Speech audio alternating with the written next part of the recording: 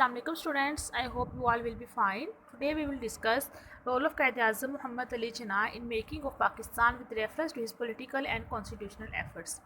यानी कि कैम पाकिस्तान में मीन्स पाकिस्तान को बनाने में सियासी और आइनी कोशिशों के हवाले से Quaid-e-Azam का जो किरदार था हम उसको डिस्कस करेंगे.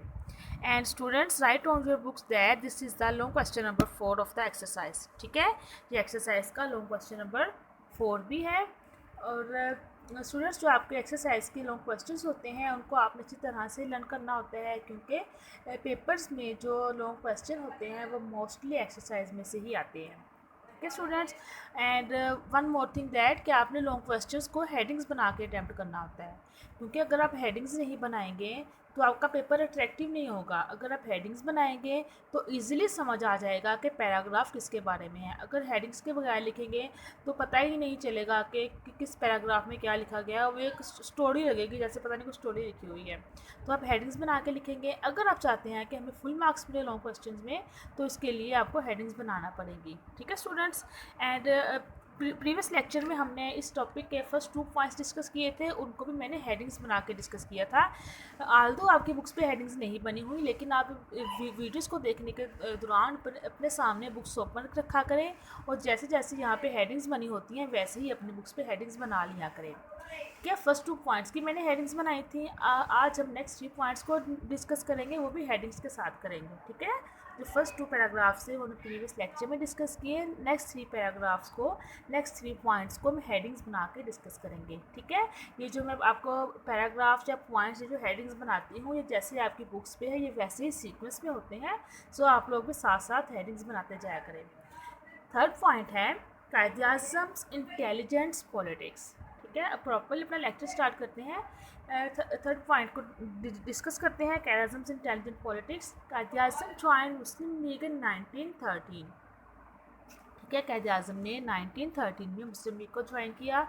स्टूडेंट्स ये डेट आप में याद रखनी है, ये एज MCQs पूछी जा सकती है. When did Quaid-e-Azam join Muslim league? The answer is that in 1913. ठीक है, पहले तो देखें स्टूडेंट्स पहले Quaid-e-Azam ने कांग्रेस को ज्वाइन किया था, which was a political party of Hindus.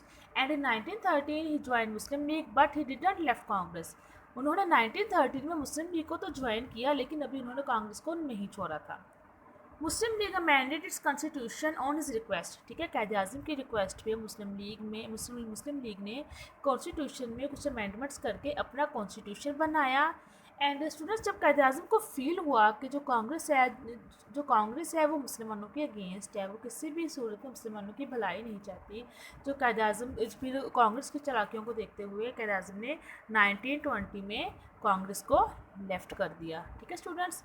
अब नेक्स्ट पॉइंट है, फोर्थ पॉइंट, उसकी हेडिंग बनेगी ambassador of Hindu Muslim unity in Lucknow pact. In December 1916 Muslim League and Congress agree to hold their annual meeting in Lucknow. ठीक है स्टूडेंट्स, 1916 में first time मुस्लिम league का और कांग्रेस का सालाना इजलास हुआ था जिस इन लखनऊ में. स्टूडेंट्स हमने लखनऊ पैक्ट को हमने इसको डिटेल में डिस्कस किया हुआ है, लेकिन आज हम अगेन इसको थोड़ा सा ब्रीफली डिस्कस कर लेंगे. लखनऊ पैक्ट क्या था स्टूडेंट्स? ये लखनऊ पैक्ट मुस्लिम लीग का और कांग्रेस का पहला सालाना जलसा था, जिसमें कांग्रेस ने फर्स्ट टाइम मुसलमानों को सेपरेट स्टेट माना था और उनके सेपरेट इलेक्टोरेट को एक्सेप्ट किया था. ठीक है स्टूडेंट्स.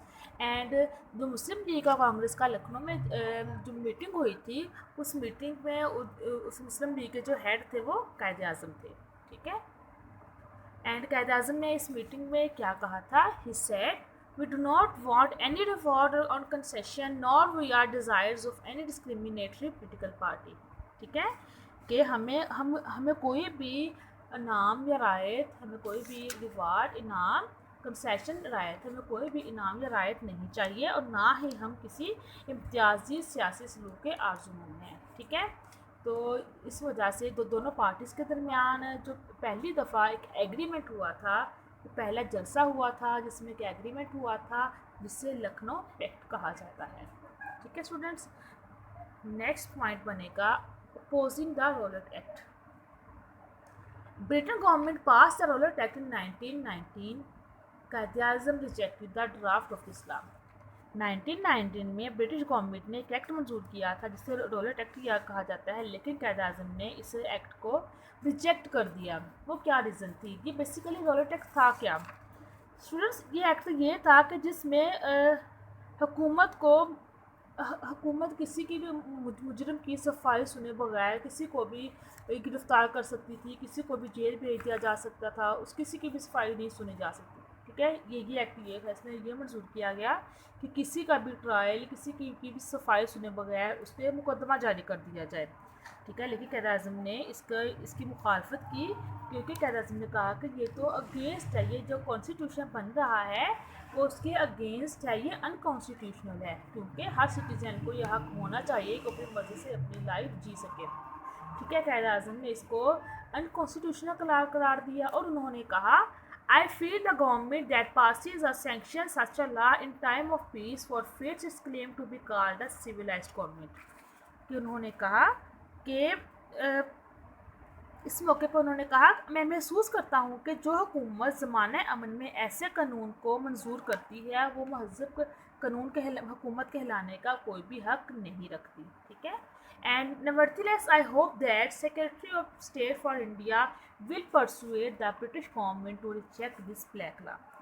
कि मैं उम्मीद करता हूँ कि जो सेक्रेटरी ऑफ इंडिया है कि वो ब्रिटिश गवर्नमेंट को इस बात पर आमादा करे कि वो इस ब्लैक लॉ को ख़त्म कर दे, इस काले कानून को ख़त्म कर दे।